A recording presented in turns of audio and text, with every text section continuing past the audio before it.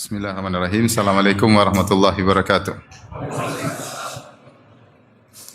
Alhamdulillahi ala ihsani wa syukru lahu ala taufiqihi wa amtinani.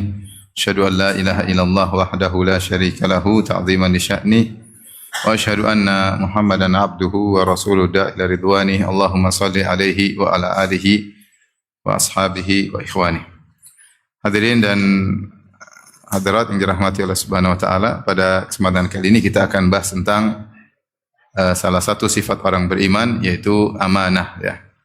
Pembahasan ini pembahasan yang sangat penting, ya, karena kita dapati fenomena sebagian orang yang kelihatannya secara penampilan orang beriman namun ternyata tidak amanah.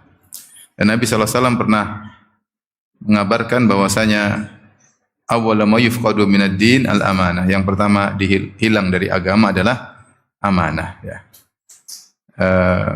Dan apalagi di zaman semakin banyak keburukan, maka semakin sulit kita mencari orang yang amanah. Dari situ kita harus punya gambaran yang jelas dan terang benderang tentang amanah dan pada perkara-perkara apa saja amanah harus kita tegakkan, harus kita terapkan, dan apa faedahnya dan apa bahayanya kalau seorang tidak amanah, ya. Ikhwan dan akhwat yang dirahmati oleh Allah Subhanahu wa taala, tentunya seharusnya amanah memiliki keterkaitan erat dengan agama. Karena Nabi sallallahu alaihi wasallam mengatakan, la imana liman la amanata lahu. Tidak ada iman bagi orang yang tidak amanah. Wala dina liman la ahda lahum. Wala dina liman la ahda lahu. Dan tidak ada agama bagi orang yang tidak menunaikan janjinya, ya. Jadi Allah Subhanahu wa taala mengatakan, atau Nabi sallallahu alaihi wasallam mengatakan, la imana liman la amanata lahu. Tidak ada iman bagi orang yang tidak ada amanahnya. Bahkan Rasulullah SAW menjadikan tanda orang munafik yaitu tidak amanah. Kata Nabi sallallahu alaihi wasallam, ayatul munafik salas, tanda orang munafik tiga. Idza haddatsa kadzaba, kalau dia berbicara dia berdusta. Wa idza wa'ada akhlafa, kalau dia berjanji dia menyelisihi. Wa idza tumina khana, dan kalau dia diberi amanah dia berkhianat. Tentunya tidak ada yang suka jika memiliki sifat kemunafikan, ya. Dalam hadis yang lain kata Rasulullah sallallahu alaihi wasallam, wa idza ahada ghadara wa idza khasama fajara. Kalau dia sudah berjanji maka dia membatalkan janji, ghadar, curang, wa idza khasama fajara. Kalau dia bertikai, bersengketa, maka dia licik, Jadi ini ciri-ciri orang munafik, di antaranya tidak memiliki amanah. Maka di awal kajian ini saya akan menyebut tentang urgensinya amanah. Urgensinya amanah kita bisa tahu dari beberapa poin. Yang pertama, bahwasanya amanah adalah sifat para nabi, Ketika Allah menyebutkan kisah para nabi dalam surat Al-A'raf, di antaranya perkataan Nabi Hud, dia berkata kepada kaumnya, wa ana lakum nasihun amin. Dan aku adalah orang ingin kebaikan bagi kalian, nasih yaitu ingin kebaikan bagi kalian, amin yang terpercaya, Demikian juga ketika Heraklius membawa Abu Sufyan ketika setelah perjanjian Hudaybiyah antara kaum muslimin dengan kaum musyrikin pada tahun 6 Hijriyah, terjadi perjanjian namanya Sulhul Hudaybiyah, yaitu gencatan senjata selama 10 tahun dan boleh berinteraksi antara kaum musyrikin dengan kaum muslimin. Maka ketika itu Abu Sufyan dan beberapa rombongannya sedang biasa berdagang di negeri Syam. Ternyata ada Raja Heraklius, yaitu Kaisar Romawi, yang mengetahui keberadaan Abu Sufyan, dan Abu Sufyan adalah kepala gembong kaum Quraisy ketika itu, pengganti Abu Jahal. Abu Jahal sudah tewas, dia yang menggantikannya. Maka dipanggillah Abu Sufyan, dihadirkan di hadapan Heraklius. Kemudian Heraklius bertanya tentang sifat-sifat Nabi Muhammad sallallahu alaihi wasallam, karena dia sudah mendengar ada seorang yang mengaku nabi di Jazirah Al-Arab. Dan dia sedang menanti-nanti hadirnya nabi terakhir. Dia sudah nanti-nanti.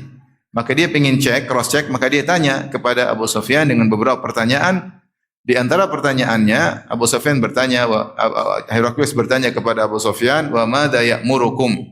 Apa yang Muhammad perintahkan kepada kalian? Maka Abu Sufyan mengatakan, kana ya'muruna an na'budallaha wa la nusyrika bihi syai'an, u'budullaha wa la tusyriku bihi syai'an. Kana yaqul u'budullaha wa la tusyriku bihi syai'an. Muhammad mengatakan sembahlah Allah dan jangan berbuat syirik sama sekali.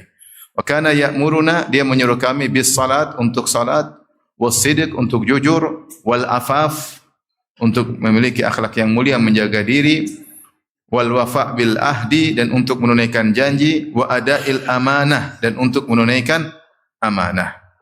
Salah satu pertanyaan Heraklius adalah demikian dan dijawab Abu Sufyan dengan jawaban tadi.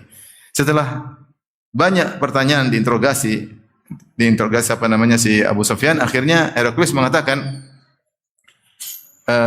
ketika aku bertanya kepada engkau, fa innaka za'amta, engkau menyangka annahu ya'murukum bis salat, bahwasanya Muhammad menyuruh kalian untuk salat, was-sidq, untuk jujur, wal afaf, untuk menjaga diri, berakhlak mulia, wal wafa bil ahad, dan untuk menunaikan janji, wa adail amanah, dan untuk menunaikan amanah. Kemudian kata dia, demikianlah sifatun nabi, demikianlah sifat para nabi. Demikianlah sifat para nabi. Jadi sifat para nabi seluruhnya, dari Nabi Adam sampai Nabi Muhammad SAW, di antaranya adaul amanah, menunaikan amanah. Contoh lagi misalnya kisah Nabi Musa alaihissalam. Nabi Musa alaihissalam, Allah sebutkan bagaimana amanahnya dalam Al-Quran ketika seorang wanita berkata kepada ayahnya, ya abat ista'jirhu, inna khairu man ista'jarta al-qawiyul amin. Wahai ayahanda, pekerjakanlah Musa. Sungguhnya sebaik-baik orang yang kau pekerjakan adalah seorang yang kuat, lagi amin, lagi terpercaya.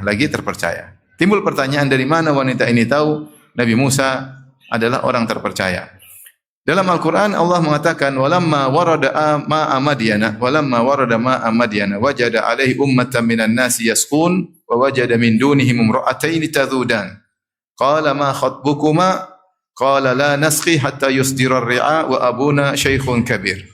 Fasaqa lahuma thumma tawalla ila dhil faqala rabbi inni lima anzalta ilayya min khairin faqir. Ketika Musa alaihissalam kabur dari kejaran Fir'aun dan bala tentaranya, maka dia kabur tanpa membawa bekal sama sekali. Maka dia berjalan dengan perjalanan yang sangat jauh dari Mesir menuju ke Saina, yaitu dari benua Afrika menuju ke benua Asia. Sampai di Madian. Khilaf Madian di mana lokasinya, ada yang mengatakan di Jordan, ada yang mengatakan di Tabuk di Saudi Arabia. Intinya perjalanan ratusan kilo dia tempuh dan dia tidak bawa bekal sehingga dia kelaparan. Sampai disebutkan dia sering makan daun sehingga tubuhnya kelihatan ada warna hijau saking banyak daun yang dia makan. Kemudian dia tiba di Madian, ketemu orang-orang sedang kumpul di sebuah sumur. Tiba-tiba dia melihat ada dua wanita yang menghalang-halangi kambingnya, tidak ikut ambil air di sumur tersebut. Rupanya penduduk negeri situ penduduk yang tidak baik. Ya. Harusnya wanita di luar. Ya. Harusnya ladies first, katanya demikian. Ya. Ini perempuan cuma dua orang. Ternyata dibiarkan. Harusnya kalau perempuan cuma dua orang, udah mereka berdua dulu berlaki-laki. Ternyata mereka tidak demikian. Laki-laki dulu ambil air. Maka Musa datang kepada kedua wanita tersebut. Musa alaihissalam berkata, ma khatbukuma? Apa yang buat kalian, apa gerangan kalian? Kenapa kalian tidak ambil air? Maka mereka berdua mengatakan, la nasqi hatta yusdira ri'a. Kami tidak akan ambil air sampai laki-laki semua pergi dulu. Wa abuna syaikhun kabir, adapun ayah kami sudah tua, ya, sehingga tidak bisa mengambil air. Harusnya laki-laki yang ambil air, tapi ayah kami sudah tua, maka kami yang ambil air. Maka Musa pun mengambil air bagi mereka berdua, kemudian beliau pun bernaung di bawah sebuah pohon, kemudian berdoa kepada Allah agar diberi kebaikan dari Allah, itu beliau minta makan. Kemudian akhirnya datanglah wanita, salah satu dari wanita tersebut kepada Nabi Musa, ihdahuma tamshi ala istihya. Ja'atuhu ihdahuma tamshi ala istihya. Maka salah seorang dari dua orang wanita ini, ada yang mengatakan adiknya, datang dengan berjalan malu-malu, tersipu malu. Qalat inna abi yad'uka liyajziyaka ajra ma saqaita lana. Sungguhnya ayahku mengundangmu untuk mengundangmu untuk memberi ganjaran karena kau telah mengambilkan air bagi kami. Karena Musa ambilkan air buat mereka. Taib. Wanita ini setelah Nabi Musa ketemu dengan bapaknya, wanita ini mengatakan, wahai ayahanda, kerjakanlah Nabi Musa, sungguhnya dia kuat dan dia terpercaya. Dari mana tahu Nabi Musa kuat? Disebutkan oleh para ulama, karena ketika itu Nabi Musa mengangkat tutup sumur yang harusnya hanya bisa diangkat oleh 8 orang, ternyata dia angkat sendiri. Dia angkat sendiri, dia angkat tutup sumur, kemudian ditutup kembali, dan ini sangat berat, namun Nabi Musa bisa mengerjakan sendiri. Maka kedua wanita tersebut heran dengan kekuatan Nabi Musa. Timbul pertanyaan berikutnya, dari mana wanita ini tahu bahwasanya Nabi Musa amanah? Tentunya dari perilaku Nabi Musa yang hanya sekejap, tidak lama. Nabi Musa ketika ketemu mereka berdua dengan penuh adab, ingin menolong tanpa ada keinginan apa-apa, padahal dia dalam kondisi kecapean, dalam kondisi kelaparan, dalam kondisi kelelahan, dan dia orang asing, tetapi dia berani untuk datang menemui wanita tersebut karena kasih sayang, ingin menolong dua wanita tersebut. Ini orang amanah seperti ini. Ya, ketika melakukan sesuatu tanpa pamrih, ingin melakukan kebaikan, ini ciri-ciri orang amanah. Dan dia berbicara secukupnya saja. Kemudian setelah dia bantu, dia tidak minta apa-apa. Setelah dibantu, selesai urusan, dia pergi meninggalkan dua wanita tersebut. Ini menunjukkan amanahnya Nabi Musa. Kedua, dari mana dia tahu Nabi Musa? Disebutkan ketika dari dalam asar yang sahih dari Umar bin Khattab, ketika wanita tersebut datang menemui Nabi Musa, faja'atu ihdahuma tamshi ala istihya, datang dengan jalan malu-malu, kata Umar bin Khattab, qailatan bithawbiha ala wajhiha laysat bisalfa kharraja wallaja. Wanita ini pun datang dengan penuh malu-malu, maka dia tutup wajahnya dengan kainnya, kemudian dia bukan wanita yang kemudian salfa, yaitu berani ketemu laki-laki asal nimbrung dengan laki-laki, ketemu dengan laki, tidak, tapi dia wanita yang tidak suka seperti laki-laki, tidak berani seperti laki-laki, dan bukan wanita yang suka keluar masuk rumah, ya. Tapi dia ada keperluan keluar rumah untuk ngambil air dari sumur atau untuk mengundang Musa karena perintah ayahnya. Makanya ketika Nabi Musa ketemu, dia datang dari jauh, Nabi Musa lihat ternyata wanita, Nabi Musa langsung menundukkan pandangan. Nabi Musa alaihissalam langsung menundukkan pandangan, apalagi wanita tersebut sambil menutup wajahnya. Padahal ketika itu tidak wajib bagi dia untuk menutup wajahnya, tapi dia sangat pemalu. Dan Nabi Musa pun ketika melihat dia pun segera menundukkan pandangannya. Ya. Kemudian ketika berjalan menuju rumah ayahnya, ternyata Nabi Musa berjalan di depan dan perempuan tersebut di belakang. Nabi Musa ajarin, saya sekarang jalan depan, kamu di belakang. Kalau saya jalan lurus, biarkan saya berjalan. Kalau belok kanan, lemparkan kerikil ke kanan. Kalau belok kiri, lemparkan kerikil ke kiri. Jadi Nabi Musa jalan, kalau belok kanan, dia lempar ke kanan. Bisa belok kanan. Belok kiri, lempar kerikil ke kiri. Sampai ke rumahnya. Ini laki-laki amanah atau tidak? Amanah. Mungkin kalau sebagian kita langsung aja ngobrol. Ukhti, Masya Allah ya. Masya Allah. Masya Allah, saya lagi lapar-laparnya. Ukhti, Masya Allah. Anti datang pada waktunya. Allah telah kirim anti buat saya. Subhanallah. Mungkin kalau sebagian kita demikian. Tapi Musa tidak. Subhanallah, dia tahu jaga diri. Kalau perempuan itu jalan di depan, dia akan melihat lekuk tubuh wanita tersebut. Kalau jalan di samping, bisa tengok-tengokan. Bisa ngobrol-ngobrolan, padahal mereka berdua tidak ada hubungan kemahraman. Maka cara agar amanah tetap terjaga, Nabi Musa di depan, perempuan tersebut di belakang. Dari sini wanita ini tahu bahwasanya Nabi Musa adalah seorang yang amanah. Maka dia mengatakan, inna khairu man istajarta al-qawiyul amin. Sungguhnya orang terbaik yang kau pekerjakan adalah orang yang kuat lagi amanah. Karena Nabi Musa amanah. Demikianlah sifat para nabi. Terlebih lagi Nabi Muhammad sallallahu alaihi wasallam. Nabi Muhammad sallallahu alaihi wasallam diberi gelar dengan Al-Amin oleh kaum musyrikin. Kaum musyrikin. Ketika masih zaman jahiliyah, Nabi Muhammad sallallahu alaihi wasallam dikenal dengan orang yang amanah. Tidak pernah bohong sama sekali. Makanya ketika dia memanggil kaumnya, kemudian dia berkata, wahai kaumku, kalau saya kabarkan di balik gunung ini, di atas bukit Sofa, Nabi Muhammad panggil mereka kumpul semua orang Quraisy. Rasulullah SAW berkata, kalau saya kabarkan di balik bukit ini ada pasukan berkuda ingin menyerang kalian, akuntum musaddiqiyya, apa kalian akan membenarkan aku? Kata mereka, ma jarrabna alaika kadhiba, kami enggak pernah tahu kau dusta meskipun sekali. Ma jarrabna alaika illa sidqa, yang kami tahu kau selalu jujur, kami pasti benarkan. Maka Nabi Muhammad SAW mengatakan, fa inni nadhirul lakum baina yaday adzabin syadid. Sungguhnya aku memberi peringatan pada kalian sebelum datang azab yang pedih. Itu hati-hati akan datang hari kiamat, bertakwalah, tinggalkanlah kesyirikan. Ketika Rasulullah menyebutkan hal tersebut, maka mereka marah. Maka berilah Abu Lahab, pamannya Nabi sendiri, maka dia berkata, tabban laka ya Muhammad sa'iral yaum ali hadza jama'tana, celaka engkau wahai Muhammad sepenuh hari. Cuma gara-gara ini kau kumpulkan kami kira ada apa? Ternyata kau cuma memperingatkan katanya akan ada hari kebangkitan. Celaka engkau wahai Muhammad. Maka turunlah firman Allah, tabbat yada abi lahabi wa tab. Celaka kedua tangan Abu Lahab, masuk neraka. Tapi yang jadi perhatian kita, Rasulullah tidak pernah berdosa sama sekali. Tidak pernah berdosa sama sekali. Ya. Maka dia digelar dengan amanah. Ya. Saking Rasulullah amanah, sampai akhirnya disebutkan dalam buku-buku sejarah, buku sirah, Khadijah pun tertarik karena mendengar amanahnya Rasulullah sallallahu alaihi wasallam. Makanya Khadijah melalui perantara menawarkan Nabi untuk jadi pekerjanya, bekerja sama Khadijah. Tidak lain Nabi Khadijah ingin tahu bagaimana amanahnya Nabi karena berita sudah banyak. Tetapi namanya kalau mau cari suami harus pasti. Ya, cuma dengar-dengar saja ternyata berita burung ya. Katanya soleh, ternyata kurang ajar. Katanya amanah, ternyata tukang bohong. Maka Khadijah pun meminta Nabi untuk bekerja dengan dia, yaitu dengan mudharabah, yaitu modal dari Khadijah. Kemudian yang jualan adalah Nabi sallallahu alaihi wasallam. Kemudian Nabi pun bersafar ditemani oleh budaknya yaitu Maisarah. Jadi boleh dikata Maisarah ini adalah kalau mau dibilang informannya Khadijah. Sehingga berjalan dengan Nabi dan itu perjalanan jauh dari Mekah menuju Syam, kemudian berdagang, kemudian balik lagi, dan dalam perjalanan tersebut akan tersingkap bagaimana hakikat Rasulullah SAW di mata Maisarah. Kemudian Maisarah pun melaporkan kepada Khadijah, maka Khadijah semakin yakin bahwasanya Rasulullah SAW memang utama untuk dijadikan suaminya. Padahal yang melamar Khadijah banyak, namun dia tidak mau radhiyallahu taala anha. Jadi kenapa? Karena Rasulullah SAW amanah. Dan Rasulullah SAW pun setelah menjadi Nabi pun amanah. Di antara kebiasaan orang-orang Quraisy adalah menyimpan wadiah yaitu barang berharga di sisi Nabi sallallahu alaihi wasallam.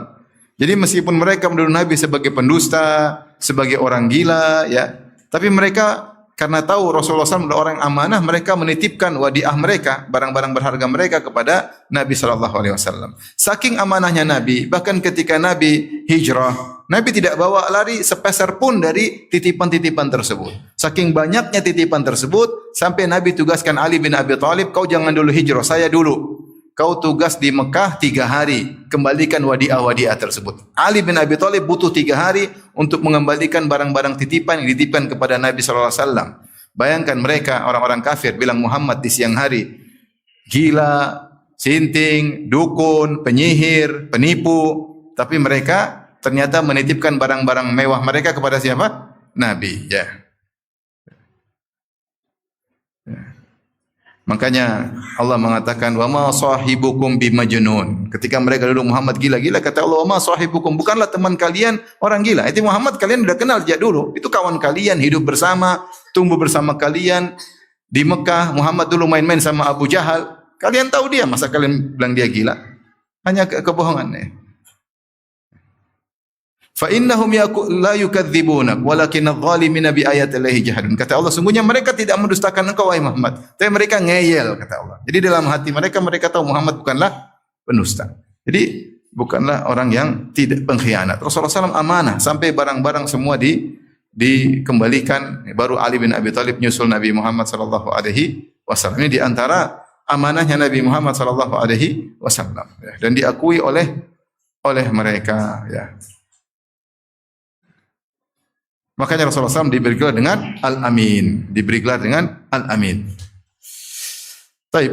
Jadi di antara urgensinya amanah bahwasanya amanah adalah sifat di antara sifat utama para nabi. Kalau mereka tidak amanah maka umatnya tidak akan percaya kepada mereka. Kata Rasulullah SAW amanah maka mereka percaya. Saking amanahnya Nabi sampai ada ayat-ayat yang turun yang di situ menegur Nabi tetap sampaikan. Ada beberapa ayat menegur Nabi. Nabi tidak sembunyikan. Seperti firman Allah, "Abasa wa tawalla an ja'ahul a'ma wa ma yudrika la'allahu yazakka." Ketika salah seorang sahabat, ya Abdullah ibnu Ummi Maktum yang buta, datang kepada Nabi sementara Nabi sedang mendakwahi kaum Quraisy, pembesar-pembesar Quraisy. Nabi ingin kalau pembesar Quraisy ini sadar, maka pengikutnya banyak. Dan Nabi lagi konsen, tiba-tiba datang Ibnu Ummi Maktum minta diajarin ilmu. Maka Nabi berpaling darinya dengan bermuka masam. Nabi berpaling darinya dan bermuka masam. Karena Nabi lagi konsen ini seakan-akan nanti aja lah, kau belakangan, kau kan sudah Islam, nanti dulu. Saya lagi konsen sama orang-orang kafir. Maka Nabi pun berpaling dan bermuka masam. Abdullah bin Ummi Maktum, dia buta. Dia tahu enggak Nabi berpaling? Dia enggak lihat. Dia tahu enggak Nabi bermuka masam? Dia enggak lihat. Tetapi Allah tahu. Allah tahu. Maka Allah turunkan firman-Nya, abasa wa tawalla. Dia bermuka masam dan berpaling. Dan Rasulullah tidak menyembunyikan ayat tersebut. Rasulullah SAW tetap menyampaikan ayat tersebut meskipun ayat tersebut menegur dirinya sendiri. Bahkan Nabi setelah itu memuliakan Abdullah bin Ummi Maktum. Ya, kalau Nabi sedang bersafar terkadang Ibnu Ummi Maktum dijadikan pengganti Nabi di kota Madinah. Ibnu Ummi Maktum meskipun buta, dia adalah tukang adzannya Nabi Muhammad sallallahu alaihi wasallam. Tukang adzannya Nabi Muhammad sallallahu alaihi wasallam. Ya Rasulullah SAW mengatakan, "Inna Bilalan yu'adzinu bil-lail." Sungguhnya Bilal mengumandangkan adzan masih malam, yaitu wa kulu washrabu, makan dan minumlah terus hatta yu'adzina Ibnu Ummi Maktum, sampai Ibnu Ummi Maktum mengumandangkan adzan. Padahal dia buta. Bagaimana dia bisa lihat fajar? Ada yang liatin. Subhanallah. Jadi Rasulullah muliakan dia sebagai tukang adzan meskipun dia buta, yang penting ada yang lihatkan fajar bagi dia. Dan kalau datang Ibnu Ummi Maktum, maka Rasulullah berkata, "Marhaban, selamat datang orang yang gara-gara dia Allah pun menegurku." Maksud saya, Rasulullah SAW banyak ayat, ya, seperti ayat ini menegur Nabi. Demikian juga, ya ayyuhan nabi lima tuharrimu ma ahallallahu lak. Wahai Nabi, kenapa kau mengharamkan apa yang Allah halalkan bagimu? Allah tegur Nabi, Nabi sampaikan ayat tersebut. Allah juga berfirman, afallahu anka lima adzinta lahum. Allah maafkan engkau Muhammad, kenapa kau biarkan orang-orang munafik tidak ikut jihad? Allah tegur, dan semua ayat-ayat yang menegur Nabi, Rasulullah SAW tidak pernah sembunyikan. Kalau Nabi berkhianat, tentu ayat-ayat seperti itu akan Nabi sembunyikan. Tapi di antara urgensinya amanah, Allah juga mensifati malaikat Jibril, nazala bihi ruhul amin, bahwasanya Al-Quran itu dibawa oleh Ar-Ruh, yaitu malaikat Jibril Al-Amin yang terpercaya. Ya. Karena Allah menjelaskan bahwasanya Al-Quran sampai kepada Rasulullah melalui malaikat yang terpercaya. Dan Allah memuji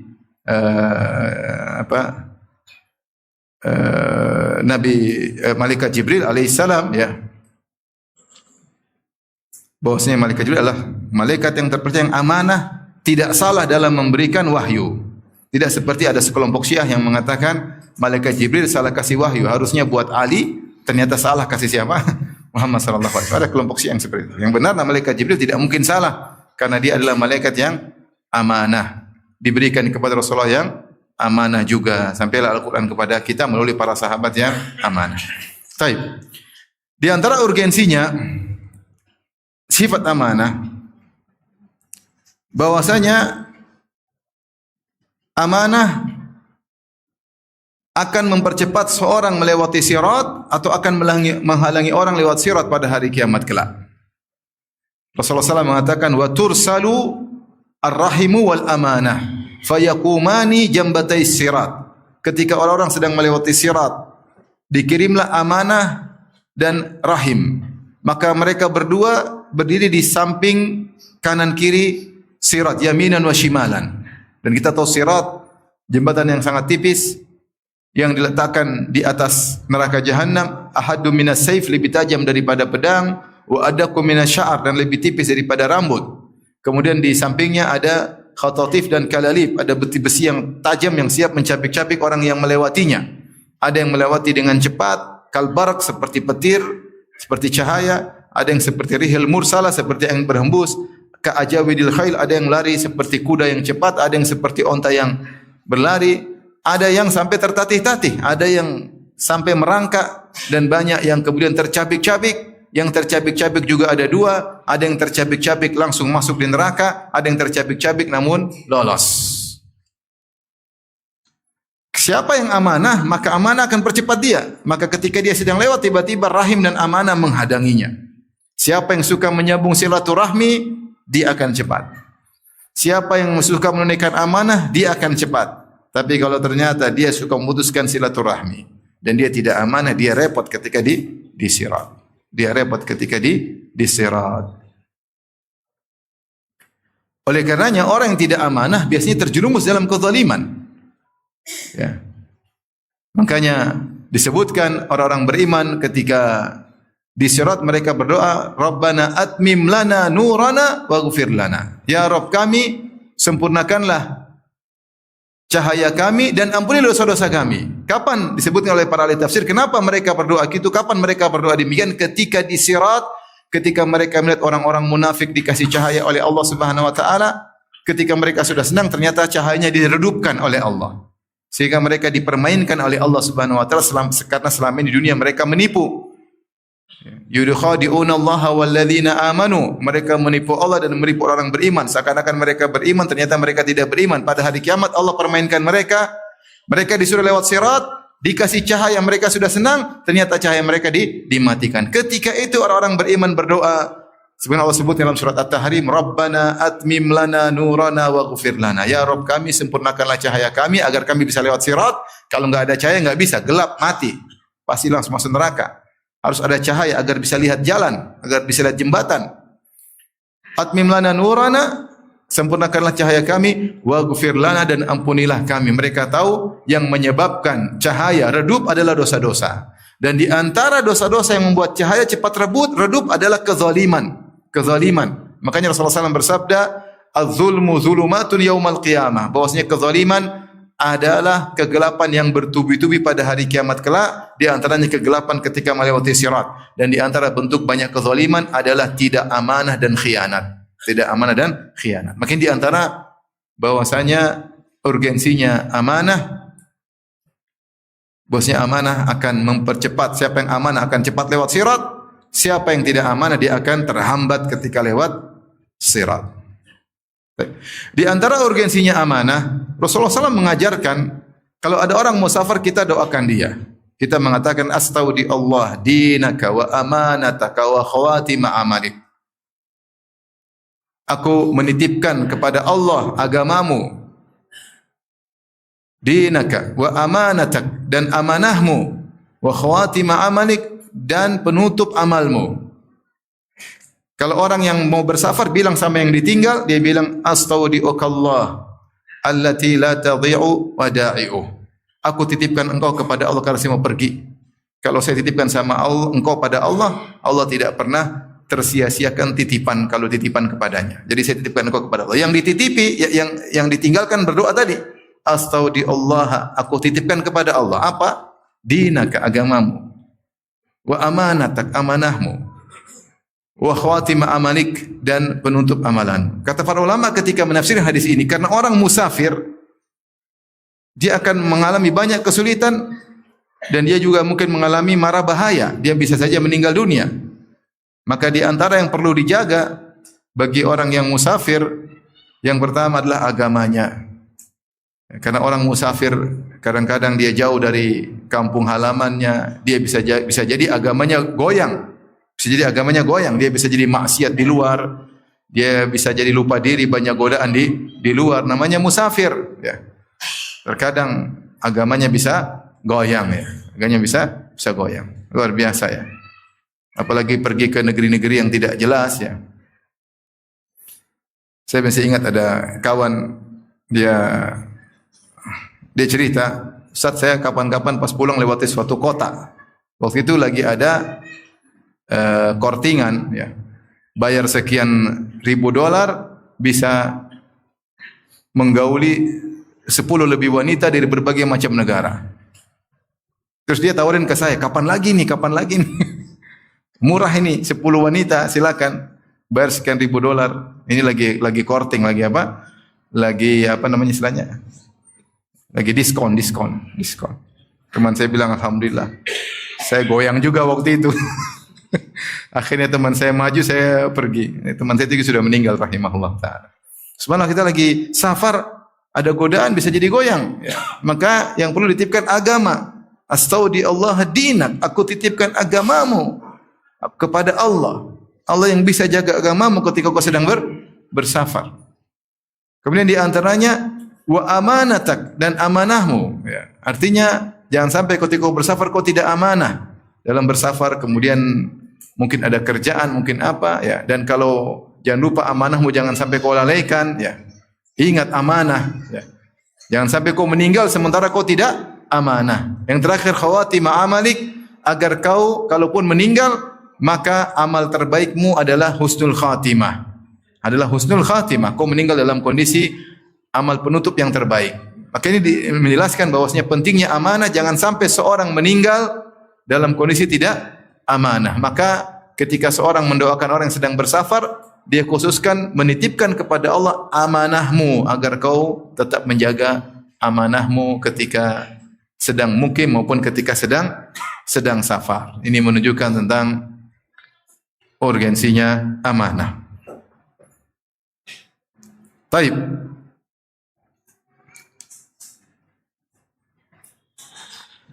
Di antara urgensinya amanah, Rasulullah SAW pernah berdoa agar Allah melindunginya dari khianat, dan khianat lawan daripada amanah. Di antara doa Nabi SAW, Allahumma inni a'udzubika minal ju' fa innahu bi'sal dhaji'. Ya Allah, aku berlindung kepada Engkau dari kelaparan ketika sedang tidur. Ya. Kalau sudah lapar yang sangat parah, sehingga seorang tidak bisa, maksudnya bukan tidak sedang tidur, tapi lapar yang sangat parah yang buat seorang tidak bisa beraktivitas sehingga dia harus melazimi tempat tidur. Bi'sal dhaji', fa innahu bi'sal dhaji'. Kalau seorang sampai harus terkapar di tempat tidur gara-gara kelaparan, ini sangat berbahaya sehingga dia tidak bisa menjalankan aktivitasnya, sulit untuk beribadah. Maka Rasulullah berlindung dari kelaparan yang sampai seperti ini. Kemudian kata Rasulullah SAW, wa a'udzubika minal khiyanah fa innaha bi'sal bitanah.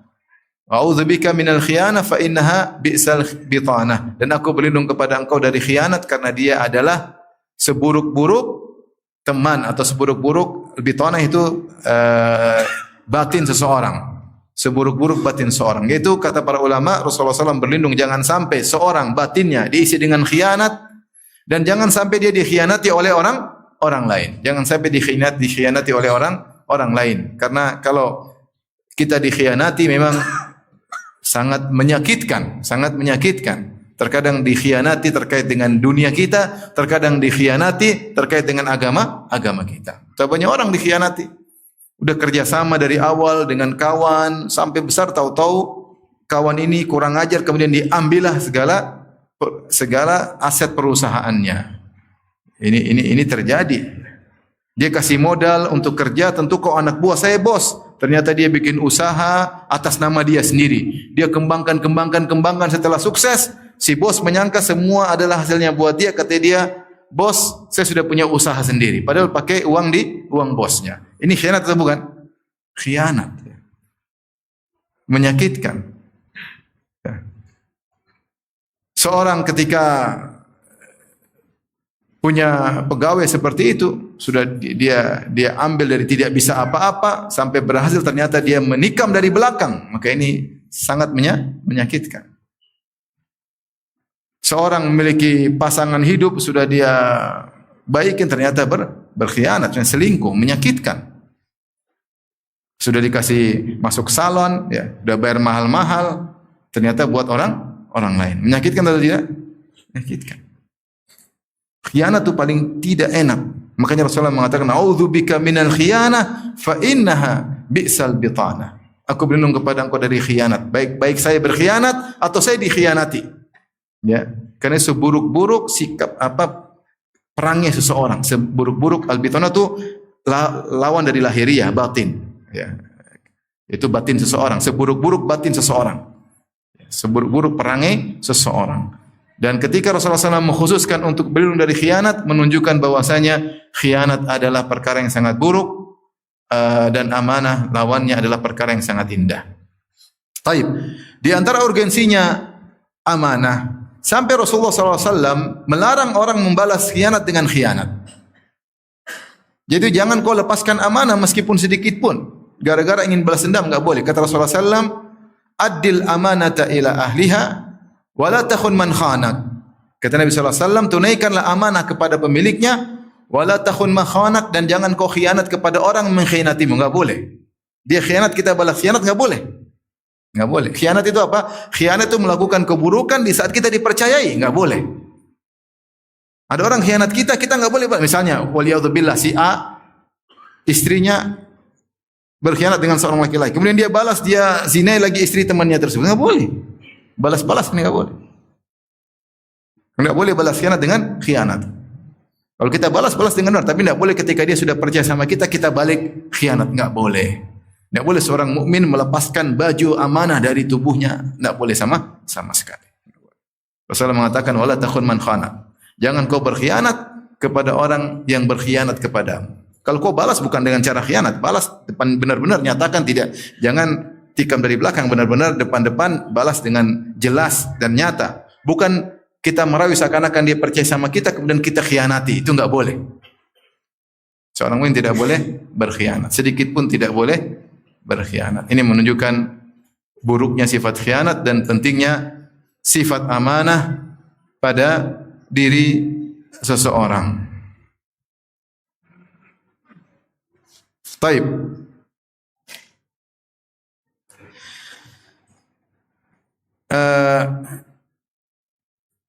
Kemudian di antara urgensinya amanah,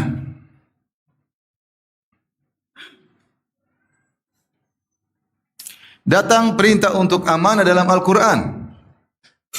Dalam Al-Quranul Karim, Allah Subhanahu wa taala berfirman dalam surat An-Nisa ayat 58. Innallaha ya'murukum an tu'addul amanati ila ahliha. Allah memerintahkan kepada kalian, ya, untuk menunaikan amanah kepada pemiliknya. Wa idza hakamtum bainan nasi an tahkumu bil adl. Innallaha ni'ma ya'idukum bi innallaha kana samian basira. Jika kalian berhukum di antara manusia, hendaknya berhukum dengan adil, jangan sampai tidak amanah. Sungguhnya Allah sebaik-baik memberi nasihat kepada kalian, sungguhnya Allah Maha mendengar lagi Maha melihat, ya.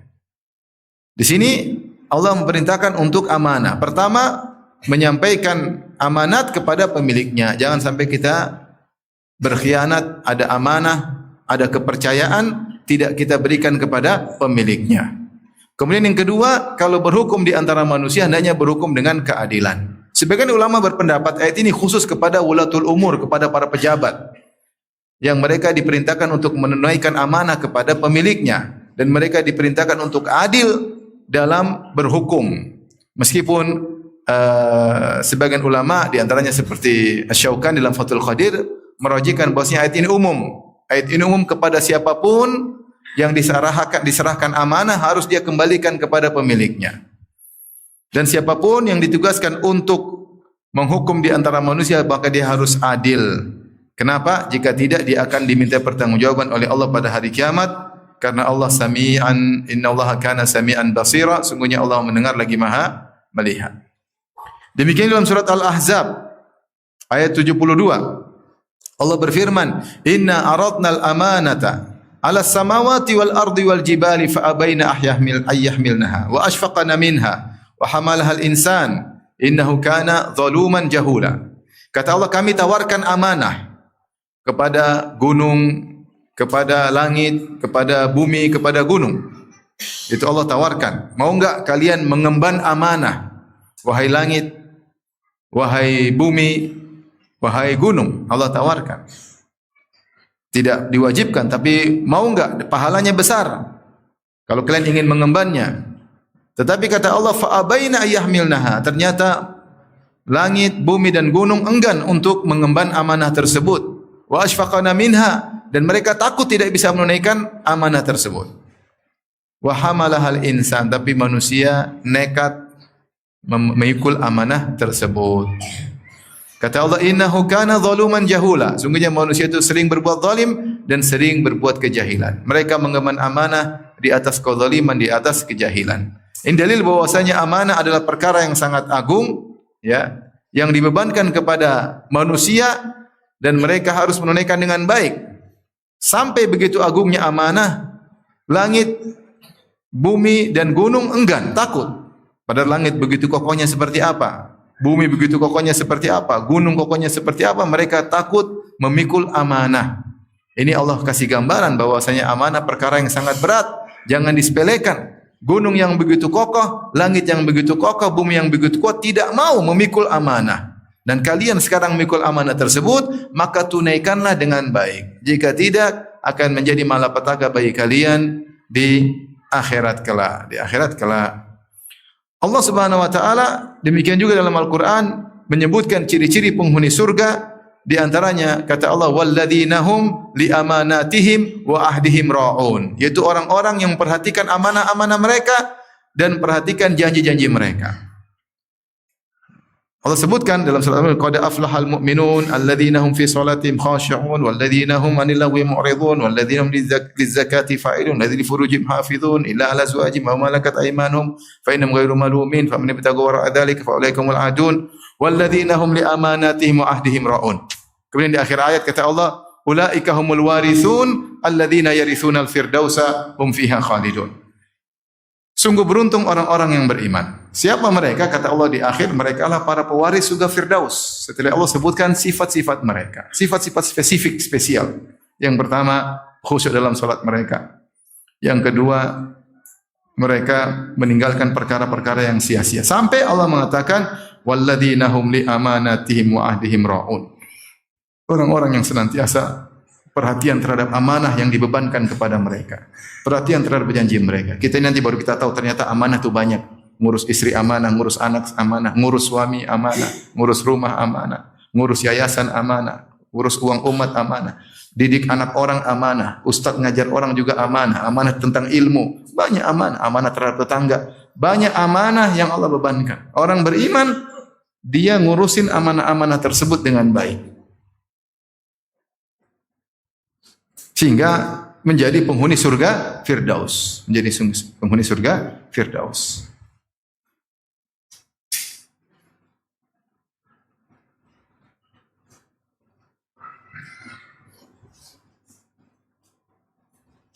Baik. Ikhwan dan akhwat yang rahmatillah subhanahu wa ta'ala, tadi sudah kita jelaskan ya tentang urgensinya amanah dari banyak sisi ya. Entah berapa poin tadi sudah disebutkan. Sekarang kita ingin tahu apa sih perkara-perkara yang merupakan bagian dari amanah. Perkara-perkara apa saja agar kita waspada dan kita jangan menganggap itu bukan amanah. Ternyata ini amanah. Kalau ini amanah berarti kita akan diminta pertanggungjawaban oleh siapa? Allah. Kalau ini amanah kita akan dihentikan di sirat. Kalau ini amanah tidak kita tunaikan berarti kita zalim. Kita zalim. Ya. Hak orang kita tahan, kita tidak amanah. Taib, apa sih perkara-perkara yang merupakan amanah ya? Azan kan? Azan. Azan jam apa azan asli? Asli. Kalau azan dulu. Kita sholat baru kita lanjutkan lagi. Bismillahirrahmanirrahim. Alhamdulillah, salatu wassalamu ala Rasulillah wa ala alihi wa sahbihi wa ala. Sekarang kita akan bahas tentang hal-hal terkait dengan amanah ya, terkait dengan amanah. Apa sih medan-medan amanah? Bagian-bagian mana yang kita diberi amanah oleh Allah Subhanahu wa taala? Pertama, amanah yang terkait dengan ibadah-ibadah yang Allah wajibkan bagi kita. Maka ini semua adalah amanah. La takhunullaha war rasul wa takhunu amanatikum. Janganlah kalian berkhianat kepada Allah, berkhianat kepada Rasulullah dan kalian berkhianat terhadap amanah-amanah kalian. Allah sudah bebankan untuk salat, Allah telah bebankan untuk bayar zakat, kalau punya uang harus berhaji ya. Maka ini semua adalah amanah ya. Ya, maka ibadah-ibadah yang kita kerjakan kepada Allah adalah semuanya amanah yang akan Allah tanya kepada kita. Oleh karenanya dalam hadis awwalu ma yuhasabul abdu min amalihi as-salat. Yaumul qiyamah yang pertama kali Allah hisab dari hamba pada hari kiamat kala yang Allah tanya tentang apa? Salat. Berarti salat adalah amanah. Salat adalah amanah. Maka seorang ketika merasakan salat adalah amanah, yang akan ditanya oleh Allah, maka dia berusaha menjalankan salat dengan sebaik-baiknya. Kalau seorang meyakini bahwasanya zakat adalah amanah, maka dia akan menunaikan zakat dengan sebaik-baiknya, seindah-indahnya, secermat-cermatnya, secepat-cepatnya, tepat-tepatnya. Bagaimana dia bisa menunaikan ibadah kepada Allah Subhanahu wa taala. Tapi yang berikutnya amanah terkait dengan sesama manusia ya. Pertama, amanah yang terkait dengan harta. Ini saya akan banyak gambaran ya. Di antara bentuk-bentuk amanah terkait dengan harta ya, yaitu menjaga diri agar tidak mengambil harta orang lain, agar tidak menggunakan harta orang lain. Ini berarti kita amanah. Jangan sampai kita menggunakan harta orang lain, mengambil harta orang lain kecuali dengan izinnya dan keridhaannya. Izinnya dan keridhaannya. Sebagai bentuk amanah terhadap diri kita. Sampai para ulama mengatakan kalau kita pinjam sesuatu harus minta izin. Di antara yang saya ingatkan, kalau ke masjid, kalau mau wudu jangan pakai sendal orang. Sendal dia taruh karena bagus, dia pakai sendal orang. Padahal sendal orang lebih mahal daripada sendal dia. Akhirnya sendal kulit jadi basah, jadi mengganggu. Ini namanya tidak amanah. Ya, menggunakan harta orang tanpa izin. Ya. Kemudian juga menunaikan harta orang lain yang dibebankan kepadanya. Ya. Dan ini banyak seperti yang terkait dengan nafkah-nafkah wajib, itu amanah. Ya, kita punya nafkah wajib kepada anak istri, harus kita tunaikan. Orang-orang yang wajib kita nafkahi, kita wajib tunaikan. Kita punya kewajiban untuk memberi gaji kepada para pegawai, itu amanah. Jangan sampai kita gampangkan ya. Bahkan Rasulullah menganjurkan kita untuk memberi gaji kepada al-ajir, kepada orang pekerja sebelum ayajifa araquh, sebelum keringatnya kering. Kalau kita bisa kasih gaji sebelum waktunya lebih baik. Misalnya pegawai kita gaji tanggal 25, harusnya kita kasih gaji 24, oke, lebih baik ya. Lebih baik ya. Sehingga perhatian terhadap gaji-gaji orang kerja sama kita. Jangan menggampangkan, itu hak orang. Ah, cuma segitu, bagi kita segitu, bagi dia itu sangat berharga. Bagi dia sangat berharga. Bagi orang apa sih? Cuma 1 juta kok ribut sekali, bagi dia buat makan. Dia buat makan buat dia, buat anak istrinya. Jangan gampangkan ya. Di Jakarta aja masih ada orang kerja supir gaji 2 juta. Padahal ke Jakarta kehidupan kayak apa beratnya ya. Terus kita tunda-tunda lagi gajinya, setengah mati, kasihan. Ya. Kemudian juga warisan, jangan ditahan-tahan. Ini juga hak orang lain. Kalau kita ada termasuk ahli waris, kemudian ada warisan, kita bilang nanti aja dijual. Padahal ada adik kita yang miskin yang butuh uang warisan. Kita bilang nanti aja, kau tamak sekali, uang segini aja. Padahal bagi adik kita itu uang sangat banyak. Akhirnya kita tahan-tahan, rumah ini enggak dijual, rumah waris yang dijual, sampai adik kita mati enggak dapat apa-apa. Padahal sebenarnya rumah ini dijual mungkin laku 20 miliar misalnya, atau 5 miliar. Paling tidak dia bisa senang-senang 500 juta meskipun setahun habis. Kita tahan-tahan sampai dia mati. Dia tidak merasakan kenikmatan harta warisan tersebut. Enggak boleh. Mentang-mentang kita kakak nomor 1, akhirnya kita menghalangi. Sudah ada yang mau beli rumah, kita jual dengan harga yang tinggi. Akhirnya enggak laku-laku sampai adik kita mati. Nah, mati kan kita dapat warisan lagi dari adik kita. Ini subhanallah, hati-hati. Warisan harus segera ditunaikan. Ya. Barang pinjaman, kalau kita pinjam barang, ingat-ingat. Jangan sampai lupa pinjam barang orang ya. Harus dikembalikan ya. Utang harus dibayar. Yang udah utang, orang udah baik minjamin uang sama kita, kemudian kita tidak bayar-bayar. Padahal kita punya uang. Kita punya uang, akhirnya kita beli ini, beli anu, ternyata hak uang orang tidak kita bayarkan, padahal sudah jatuh tempo. Rasulullah mengatakan, matalul ghani zulmun. Ya, menunda-nunda pembayaran utang padahal dia mampu adalah kezaliman. Nanti punya harta, punya aset, jual, bayar utang. Itu orang dia butuh uang. Sudah waktu jatuh tempo. Ada orang kasih pinjam uang sama kita, itu orang baik. Dia udah baik, ternyata kita tidak baikin dia. Air susu dibalas dengan air tuba. Nah, ini banyak kejadian. Sampai akhirnya yang minjamin uang jadi ngemis-ngemis. Ya. Mengemis. Bayar dong, kasihan saya, bayar dong. Subhanallah. Dia punya uang. Ini zalim. Hati-hati. Hak orang tidak dikembalikan ya. Kemudian wadi'ah, ada harta yang dititipkan kepada kita, maka hendaknya kita jaga, jangan kita lalaikan. Ya, kalau kita tidak mampu, jangan. Saya enggak mampu. Kalau mampu kita jaga, dapat pahala menjaga harta orang. Saatnya dikasih maka kita kembalikan, maka kita kembalikan. Maka kita kembalikan. Tapi ini terkait harta. Ini contoh-contoh saja agar kita waspada. Jangan sampai hak orang kita tahan, hak orang tidak kita kembalikan. Makanya Rasulullah SAW mengatakan, la tu'addunnal huquqa ila ahliha, atau la tu'addannal huququ ila ahliha yaumal qiyamah hatta yuqada li syalti al-jalha min asyartil qarna. Kata Nabi SAW, sungguhnya semua hak akan dikembalikan kepada pemiliknya hari kiamat kelak. Jangankan manusia, sampai kambing yang ditanduk akan minta kisos dari kambing yang menanduknya. Rasulullah mengatakan kambing saja hewan akan minta haknya. Amanahnya dia minta. Bagaimana lagi dengan manusia? Jangan pernah menyepelekan masalah harta meskipun sedikit pun. Meskipun sedikit pun. Kita berusaha, kita meninggal, tidak ada hak orang lain kita tahan. Semua amanah sudah kita kembalikan. Berusaha. Jangan menggampangkan, jangan menggampangkan ya. Jangan menggampangkan. Saya pernah menghadapi masalah kasus di persidangan, terus orang yang menahan cuma segitu aja. Saya bilang, ya akhi, segitu bagi dia penting, bagi ente tidak penting, bagi dia penting segitu. Baru dia ngeh, baru dia terdiam. Ini bagi dia penting. Bagi orang mungkin miliarder uang 100 juta apa nilainya, tapi bagi dia yang tidak punya uang apa-apa, bagi dia sangat besar uang segitu, dia bisa gunakan untuk macam-macam. Ya, kemudian kita gampang, hati-hati. Kemudian juga diantaranya amanah terkait dengan harga diri. Ya.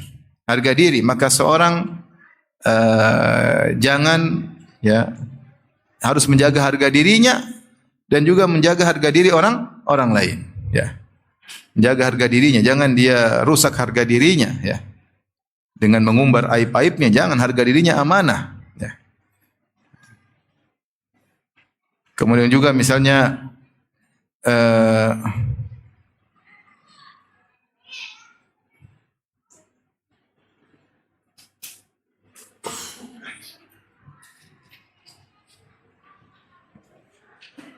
jangan juga menjatuhkan harga diri orang lain, ya. Jangan menjatuhkan harga diri orang lain, ya. Seperti kita menuduh orang tidak tanpa bukti, ya. Jangan ikut-ikutan. Orang tuduh kita tidak sudah, kita enggak usah ikut-ikutan, ya. Kalau kita ikut nuduh, kita harus punya bukti. Kalau enggak punya bukti, enggak usah ikut nuduh.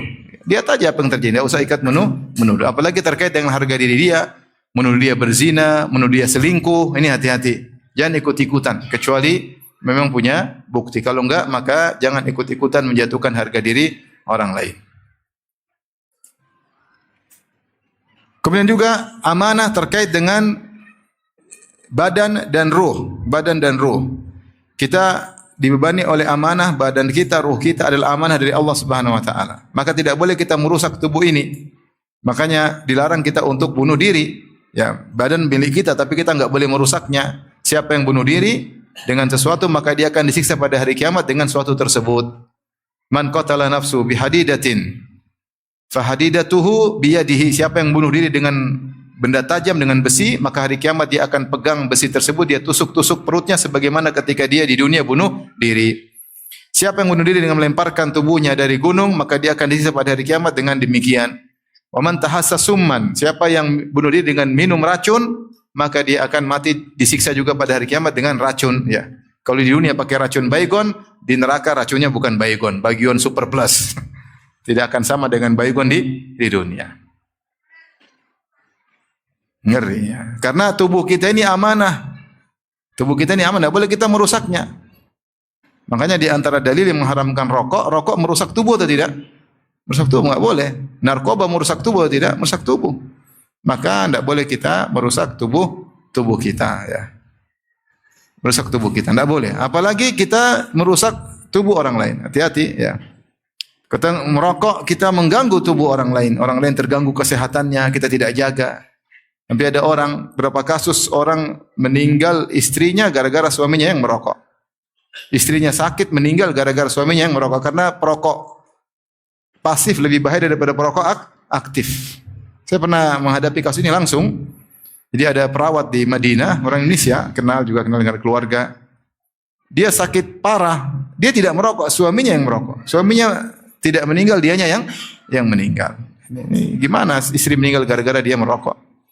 Mungkin kalau dia, ini istrinya yang dia cintai. Kadang orang udah merokok, kadang dia tidak peduli orang lain, cuek aja. Saya pernah negur orang, anak saya masih kecil, saya bilang, Pak bisa merokok sebelah sana. Kamu yang pergi sana katanya. Subhanallah. Ini bukan tempat merokok umum, tapi dia kalau sudah enjoy, dia tidak peduli dengan orang lain. Mengganggu ya. Mengganggu kesehatan orang. Sama sonhorak, suara gede-gede, ganggu kesehatan orang enggak? Orang budek enggak bisa tidur, terganggu. Dia pikir santai-santai, dia disco-disco, dia joget-joget. Kemudian orang di samping enggak bisa tidur. Dia pikir semua orang suka dangdutan seperti dia. Orang seadanya enggak bisa tidur, kepala pusing, terganggu pendengarannya. Ini ganggu jasad tubuh orang lain. Nah, ini tidak amanah. Ini hati-hati, ini bahaya ya. Tadi saya lupa juga, di antara amanah terkait dengan harta adalah harta Allah bagi kita adalah amanah. Karena kita akan ditanya pada hari kiamat kelak, min aina iktasabu wa fima anfaqa, dari mana kau dapatkan harta dan ke mana kau infakkan. Maka seorang amanah dalam mencari harta harus halal, dan dia konsumsikan, dia belanjakan harus jelas. Setiap yang kita belanjakan, kita harus siap ditanya oleh Allah Subhanahu wa taala. Kalau kita enggak bisa jawab, enggak usah belanjakan. Mau beli ini, bisa jawab enggak kalau ditanya Allah? Kalau bisa beli, kalau enggak bisa enggak usah beli, ya. Ya kalau enggak punya uang, mau beli apa Ustaz? Ya udah, kalau enggak punya uang. Saya bicara yang punya uang. Yang punya uang enggak boleh beli sembarangan. Mentang-mentang duit dia triliun, dia mau berfoya-foya, enggak bisa. Itu harta amanah. Kalau kau berfoya-foya yang tidak perlu, belanja-belanja yang tidak perlu, ya. Beli barang-barang yang hanyalah mubazir atau israf, berlebih-lebihan, maka ini repot pada hari kiamat kelak. Manfaatnya kecil, harganya mahal. Manfaatnya kecil, harganya mahal. Itu di antara bentuk israf. Manfaatnya kecil, harganya mahal ya. Apalagi untuk bangga-bangga, untuk sombong-sombongan. Waliyadzubillah. Kemudian juga contoh amanah terkait dengan ilmu. Amanah terkait dengan ilmu ya. Bagi terkait dengan para dai, ketika dia menyampaikan ilmu, dia harus amanah. Ya, kesalahan mungkin terjadi, tapi dia berusaha seamanah mungkin. Dia belajar dengan baik, apa yang dia sampaikan memang benar, dia tidak merubah-rubah dalil, tidak merubah perkataan para ulama, tidak membelintiri pemahaman yang benar, ya. Tidak berbohong atas nama ulama, ya. Kalau ketergelinciran terkadang itu semuanya dimaklumi.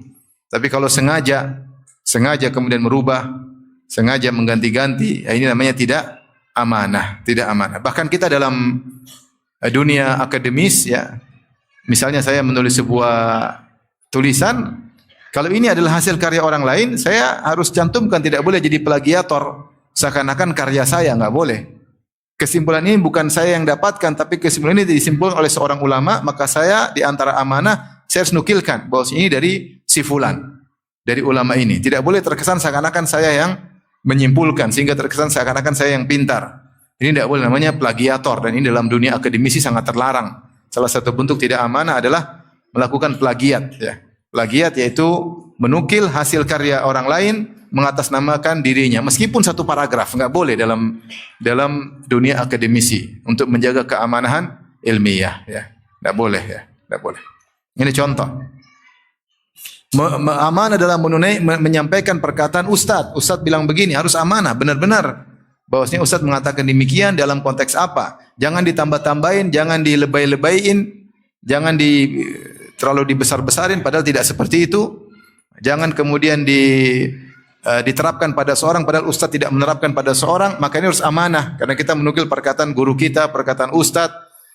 Karena kalau kita tidak amanah, sering terjadi kacau balau, pertikaian, keributan, ditambah-tambahin, dikurang-kurangin, sehingga digambarkan tidak sesuai sebagaimana mestinya. Makanya para ulama menyebutkan, terkadang nukilannya benar, persis. Ustadz ngomong A, B, C, D, E. Dia nukil, Ustadz tadi ngomong A, B, C, D. Tapi cara dia menukil, dia kasih muqaddimah, dia kasih kesimpulan.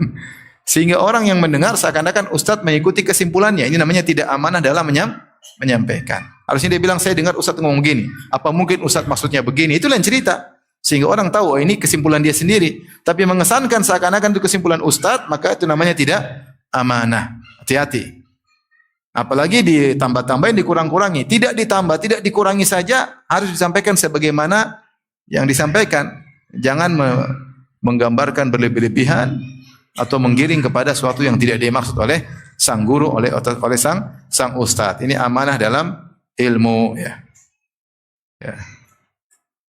Kemudian juga dalam menisbah perkataan kepada seseorang mengatakan demikian, harus benar-benar dicek benar atau tidak. Ya, oleh karenanya saya dulu waktu S2 menukil tesis saya, judulnya Ajwibat Syekhul Islam Ibnu Taimiyah rahimahullah taala an syubhatil mu'attilah fi sifat dzatiyah. Jawaban Ibnu Taimiyah rahimahullah terhadap syubhat-syubhat para penolak sifat dzatiyah. Saya Ibnu Taimiyah rahimahullah ketika menukil dia sangat amanah. Ketika dia bilang si fulan bilang begini, saya cek di bukunya benar ada. Ketika si fulan bilang begini, saya cek di bukunya benar. Ibnu Taimiyah tidak nambah-nambahin, tidak kurang-kurangin. Bahkan dia menukil dari Ahlul Bidah sebagaimana mestinya. Kesimpulan saya, orang ini sangat amanah. Makanya Allah berfirman, la yajrimannakum syana'anu qaumin ala alla ta'dilu. Janganlah sampai kebencian kalian kepada seorang buat kalian tidak adil. I'dilu wa aqrabu littaqwa. Adilah itu lebih dekat pada ketakwaan. Ayat ini kata Ibnu Taimiyah terkait orang kafir, dan ahli tafsir menyatakan orang kafir. Meskipun orang kafir musuh kalian, kalau kalian menukil dari mereka jangan ditambah-tambahin. Meskipun kalian benci sama mereka, tidak boleh. Berbuat adilah. Berbuat adilah. Kita sekarang ahlul bidah nukil dari kita aneh-aneh. Ini kalau begini, kalau Wahabi begini, makalan begini. Ngomong kosong tapi ditambah-tambahin. Itu tidak adil dalam menukil. Itu kalau nukil seadanya, kalau enggak, kalau iya. Jangan menggambarkan yang berlebihan. Allah akan tanya pada hari kiamat kelak. Ya. Soalnya kalau Wahabi menguasai suatu negara akan dibunuh orang-orang. Ini mana bunuh? Arab Saudi memang tukang bunuh orang. Antum kalau umroh ketakutan enggak masuk Arab Saudi? Bakalan dibunuh. Takut enggak? Enggak ada. Tapi ada yang mengesan kalau Wahabi, kan mereka bilang Arab Saudi Wahabi. Ya enggak ada masalah. Kalau Wahabi menguasai suatu negara, yang lainnya akan dibunuh, ditumpahkan darahnya. Subhanallah. Apakah seperti itu kenyataannya? Lihat kenyataan. Ada ulama yang bilang begitu. Kamu kan bisa lihat kenyataan, bisa ulama ini benar, kau bisa nilai kenyataannya bagaimana. Kau saja ke sana tidak ketakutan. Jadi maksudnya seorang jujur meskipun musuh. Meskipun musuh. Dan saya dapati Ibnu Taimiyah rahimahullah ketika dia menukil perkataan ahlul bidah, baik Mu'tazilah, Jahmiyah atau Asy'ariyah, dia nukil sebagaimana mestinya. Tidak ditambah-tambah, tidak dikurang-kurangi, tidak dibumbuin, tidak. Kemudian dia bantah secara ilmiah. Jauh dari kata-kata kasar, ilmiah murni. Ilmiah murni. Seakan-akan dia seorang akademisi. Makanya orang kalau baca buku dia tenang, karena dia tidak maki-maki. Berbeda dengan sebagian ulama, kalau kita baca mulutnya Masya Allah, maki-maki, ada sebagian ulama seperti itu. Bahkan ulama terdahulu, Ibnu Taimiyah enggak.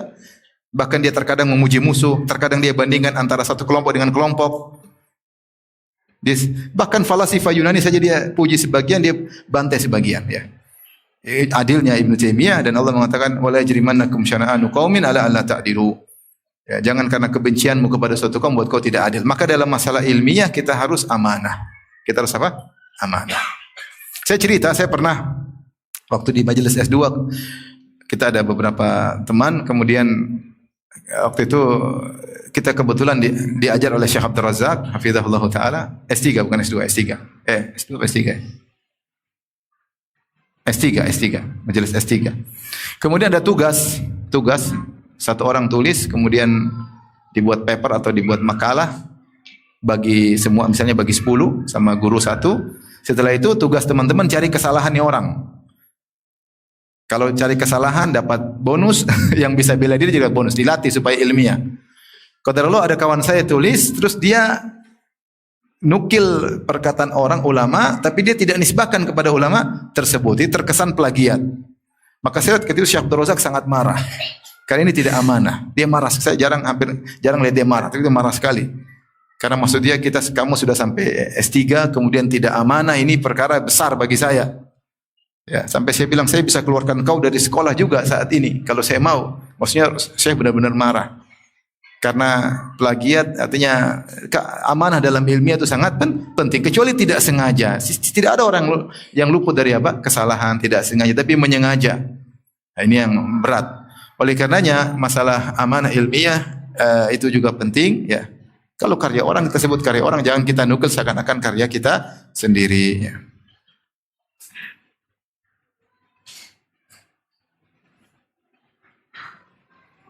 Kemudian juga amanah banyak ya. Di antaranya amanah dalam menyimpan rahasia. Yaitu menyimpan rahasia, jangan diumbarkan ya. Kata Rasulullah SAW, "Idza hadatsa ar-rajula bihaditsin tsumma altafata anhu fahiya amanah."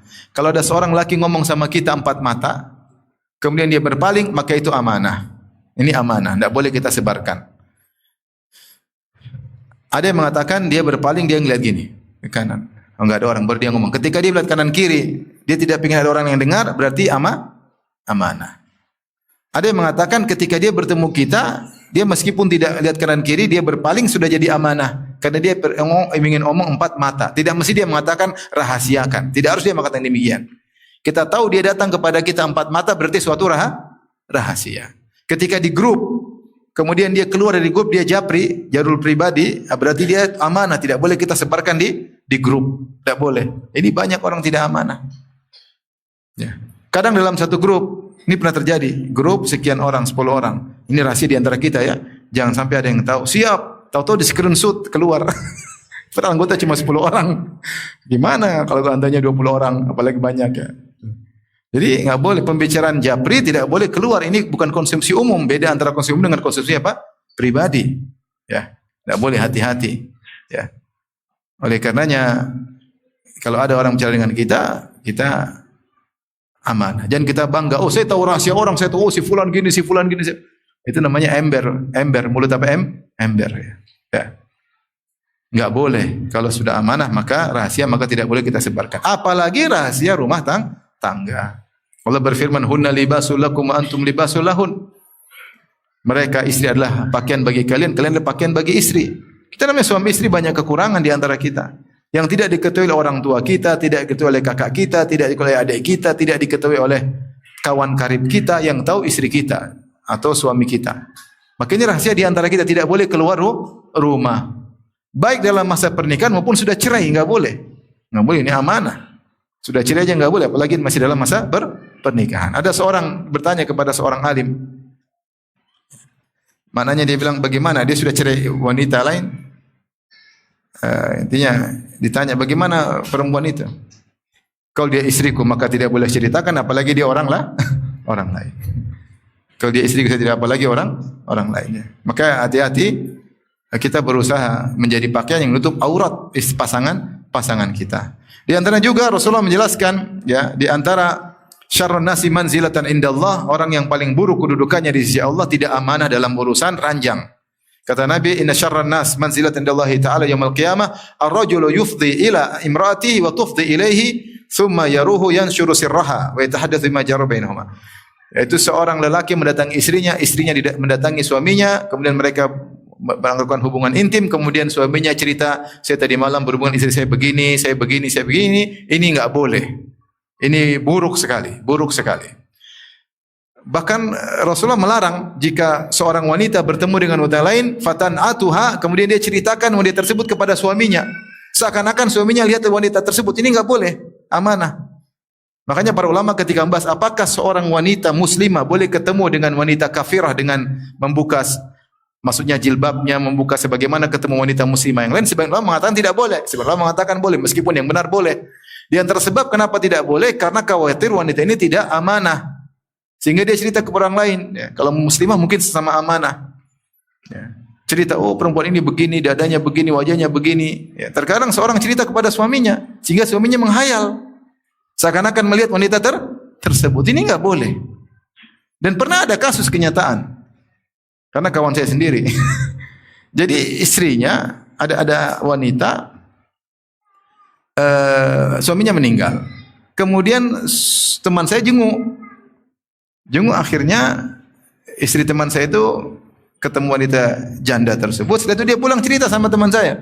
Itu janda begini, begini, begini, begini. Akhirnya teman saya nikahin habis itu. Maksud terbayang bagi dia. Ya, maksudnya yang salah siapa? Istrinya sendiri, ngapain cerita? Coba cerita jelek. Cerita gini. Akhirnya teman saya tertarik, dia cerita sama saya. Gara-gara istri saya sendiri, Ustaz. Akhirnya setelah masa idahnya dia langsung dia terfitnah gara-gara cerita aja, belum lihat langsung. Enggak boleh. Ya. Apalagi kita cerita istri kita sama orang, istri saya kalau saya gaul gini-gini, kan istri orang menghayal istri kita, enggak boleh. Oleh karena enggak boleh seorang wanita kemudian punya teman-teman di HP, cewek-cewek, Mas lihat ini teman saya ini loh gini, enggak boleh. Emang suami anti bencong tidak tertarik sama wanita? Dia tertarik sama wanita, ya enggak boleh. Ini amanah. Kita kalau pegang foto orang enggak boleh kita pamer-pamerkan, amanah enggak boleh. Enggak boleh. Jadi intinya ini diantara amanah yang harus dijaga, rahasia istri, terutama masalah kaitan ranjang. Kadang-kadang suami ngobrol-ngobrol akhirnya bawa obrolannya ke arah situ, atau wanita ngobrol akhirnya tentang suami mereka. Ini hati-hati. Kalau ada masalah, ada problem, maka ketemu dengan orang yang perlu untuk didiskusi karena mencari solusi. Kemudian juga yang berikutnya amanah terkait pendengaran dan penglihatan, dan juga terkait dengan indera yang lain. Ya. Kita tahu Rasulullah SAW melarang seorang mencuri berita, mencuri pendengaran. Ada orang ngobrol, kita dekati, kita ikut dengar, nggak boleh ini. Di telinganya akan dituangin dengan emas, cairan tembaga yang panas pada hari kiamat kelak nggak boleh, ngeri. Kalau orang kita tahu dia tidak ingin kita dengar, jangan kita berusaha dengar. Kalau kita kedengaran, kita pergi aja, nggak usah dengar. Kecuali nggak sengaja, sudah jangan kita lanjutin, kita pergi. Kalau kita minta izin, boleh saya ikut bicara, boleh saya ikut dengar. Kalau enggak kita lagi space khusus ya. Amanah kita enggak boleh curi. Kemudian juga enggak boleh curi-curi pandangan, enggak boleh. Hati-hati pengkhianatan mata. Hati-hati. Kalau enggak sengaja seketika kita balik. Teman kita lagi buka HP, kita lihat, enggak boleh ya, akhi. Kita lihat lagi istrinya lagi lagi nonton Korea. Biar aja kalau maksiat sampai dilihat-lihat ya. Kalau nanti mau tegur ya. Itu amanah antara kita dengan Allah Subhanahu wa taala. Mata ini harus kita jaga. Pendengaran juga kita jaga terkait dengan hak orang.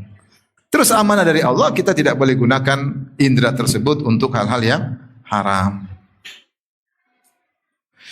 Di antara amanah adalah amanah untuk memberi nasihat ketika diajak bermusyawarah. Kata Rasulullah SAW, al-mustasyar mu'taman. Orang yang dimintai pendapat adalah diberi amanah. Misalnya ada orang datang sama saya, Ustaz, bagaimana si fulan? Saya harus tidak boleh menyembunyikan sesuatu. Saya bilang dia sesuai, saya benar-benar kita ingin memberi nasihat. Oh, si fulan begini. Ada datang saya, Ustaz, ini ada si fulan, antum kenal. Dia ada proyek 80 miliar sama saya. Ustaz, gimana menurut antum? Saya bilang afwan. Saya cuma bermuamalah dengan dia, tidak pernah urusan duit. Kalau urusan agama, oke. Urusan duit, tanya orang lain. Saya enggak tahu. Saya enggak boleh bilang, oh dia begini. Enggak. Saya harus jujur. Enggak tahu. Kalau enggak.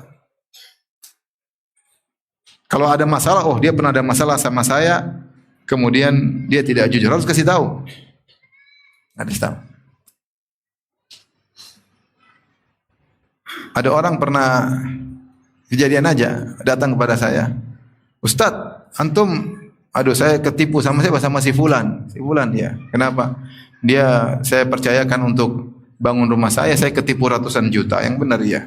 Katanya dia pernah kerja sama antum. Iya, dia pernah kerja di rumah saya juga dan dia nipu juga saya.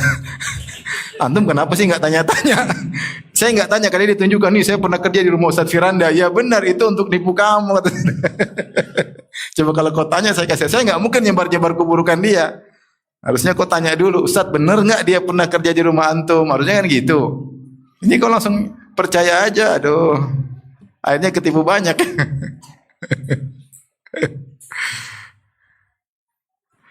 Jadi kalau minta nasihat atau musyawarah, ingat kita akan ditanya oleh Allah Subhanahu wa taala. Kata Nabi sallallahu alaihi wasallam, al-mustasyar mu'taman. Yang dimintai pendapat harus punya. Kalau enggak punya ilmu bilang saya enggak tahu. Kalau punya ilmu tentang si fulan tahu. Makanya Rasulullah SAW ketika ditanya oleh Fatimah bintu Abi Qais, dia mengatakan, ya Rasulullah, sungguhnya Abu Jaham dan Muawiyah melamarku. Siapa yang saya pilih? Rasulullah jelaskan kekurangan mereka. Amma Abu Jaham fadarrabun lin nisa, la yadau asahu an atiqihi. Adapun Abu Jaham suka mukul istrinya. Kalau nikah suka pukul apa? Perempuan. Dia tidak pernah menanggalkan tongkat dari pundaknya. Itu sering bawa tongkat pukul istrinya. Wa Muawiyah fasu'lukun lamal. Muawiyah miskin, tidak punya uang. Kemudian kata Rasulullah, ingkahi Usamah ibn Zaid. Nikahlah Usamah bin Zaid. Maka akhirnya dia menikah dengan Usamah bin Zaid. Itu Rasulullah menyebutkan kekurangan orang tersebut karena ini sedang minta apa? Pendapat. Minta pendapat ya. Maka ini juga di antara terkait dengan amanah, maka kita harus amanah. Secara umum amanah adalah tanggung jawab yang Allah bebankan kepada kita yang akan diminta pertanggungjawaban. Makanya Rasulullah mengatakan kullukum ra'in wa kullukum mas'ulun an ra'iyatihi. Setiap kalian adalah penanggung jawab dan setiap kalian ditanya akan tanggung jawabnya. Dan yang paling berbahaya adalah amanah terkait dengan kekuasaan. Ini yang paling berbahaya. Amanah terkait dengan kekuasaan ini paling berbahaya ya. Rasulullah SAW bersabda, makanya ketika ada yang bertanya, ya Rasulullah, mata sa'ah? Kapan hari kiamat? Apa tanda hari kiamat? Rasulullah jelaskan, idza duyi'atil amanah fantaziris sa'at. Kalau amanah sudah disia-siakan, maka tunggulah hari kiamat. Bagaimana amanah disia-siakan? Rasulullah menjelaskan, idza wussidal amru ila ghairi ahlihi. Jika perkara jabatan diserahkan kepada yang bukan ahlinya. Jika jabatan diserahkan kepada yang bukan apa? Ahlinya di antaranya. Ini penting, masalah berat ya. Oleh karenanya di antara amanah yang sangat berat, amanah yang terkait dengan banyak orang. Ketika seorang menjadi pejabat, maka pejabat itu kalau dia tunaikan amanah, pahalanya sangat besar. Tapi kalau dia melalaikan amanah, maka ancaman nerakanya juga sangat besar. Dia kalau enggak menggapai surga yang tertinggi, dia menggapai neraka yang paling parah. Makanya ketika Nabi menyebutkan 7 golongan yang Allah naungi pada hari kiamat kelak, Nabi sebutkan yang pertama, imamun adil, imam yang adil. Makanya Ibnu Taimiyah mengatakan, fal imamul adil ya, afdalul mujahidin fi zamani atau kama qala. Beliau berkata imam yang adil adalah mujahid terbaik di zamannya. Karena untuk bisa adil, untuk jujur, untuk menunaikan amanah sangat berat. Tapi kalau dia bisa, pahalanya sangat besar. Tapi kalau tidak, maka binasa. Rasulullah SAW berkata, innakum satahsiruna alal imarah, satahrisuna alal imarah. Kalian akan semangat untuk menggapai jabatan kekuasaan. Wa satakunu nadama yaumal qiyamah, dan kejabatan tersebut akan menjadi penyesalan pada hari kiamat. Kata Rasulullah, fa ni'mal murdiatu wa bi'satil fatimah. Sungguh sebaik-baik kesenangan tetapi seburuk-buruk hari akhirat. Fatimah itu yang berhenti dari sebaik-baik bayi yang menyusui, namun ujungnya kalau selesai menyusui sangat parah kata Nabi. Itu enak memang kalau jabatan dihormati kemana-mana, ini orang hormat semua, dikawal macam-macam. Tapi hari kiamat sangat mengerikan kalau tidak amanah. Kalau amanah alhamdulillah. Kalau tidak amanah binasa.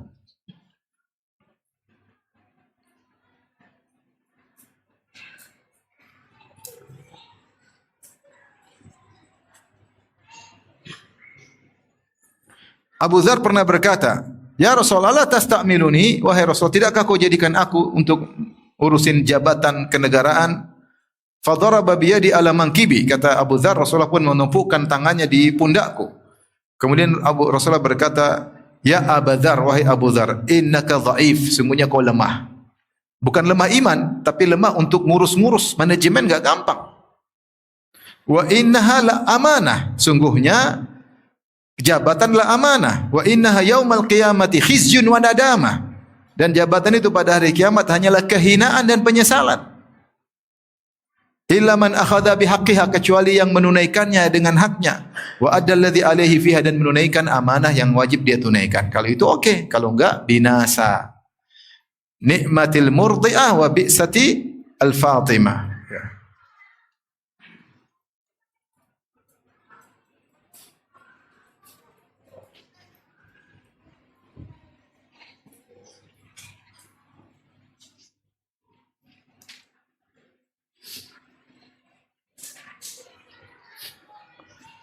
Maka seorang waspada, dan semua tanggung jawab yang dibebankan kepada kita adalah amanah. Tadi kullukum ra'in wa kullukum mas'ulun an ra'iyatihi. Setiap kalian adalah pemimpin, penanggung jawab, dan kalian akan ditanya atas apa yang ditanggung jawab kepada kalian. Saya punya anak, punya istri, mereka Allah akan tanya saya tentang mereka. Sudahkah saya jalankan tugas sebagai suami terhadap istri saya? Dan sudahkah saya jalankan tugas sebagai bapak terhadap anak-anak saya? Jangan enak aja bikin anak. Jangan enak aja kawin-kawin. Semua ada apa? Tanggung jawab. Semua tanggung jawabnya. Seorang yang punya yayasan, dia akan ditanya oleh Allah atas uang umat yang dia kumpulkan. Pasti ditanya. Makanya harus amanah. Menyalurkan uang tersebut yang terbaik bagi sebagai donatur agar bermanfaat bagi donatur tersebut pada hari kiamat kelak. Jangan asal uang sudah kumpul, asal jajan belanja ini, bikin masjid, salah bongkar lagi. Ini uang umat, bukan uang endasmu, ya. Bukan uang mamak lu, ya. Ini uang umat, ya.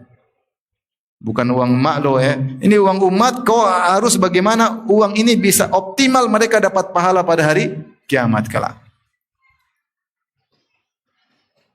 Kadang orang bikin masjid hanya estetika yang diperhatikan, duit habis banyak, masjidnya ternyata kecil, sempit. Untuk bangun masjid tersebut ternyata sampai puluhan miliar, ternyata tidak efektif, tidak optimal. Ini dilarang oleh para ulama. Enggak boleh. Dan dibahas dalam buku-buku fikih. Di antaranya fikih seperti Al-Fiqhul Manhaji. Enggak boleh. Uang umat jangan sembarang. Uang kita aja enggak boleh sembarang, apalagi uang orang lain. Kalau enggak mampu untuk menyalurkan uang umat, enggak usah. Ngapain jebak diri dalam kesulitan? Dihisab oleh Allah Subhanahu wa taala. Apalagi kemudian kumpulkan uang umat, kemudian bikin yayasan, kemudian bikin suatu kegiatan sosial, kemudian diwariskan kepada ahli warisnya. Ini dari mana? Ini uang umat, bukan uang mak lo, ya.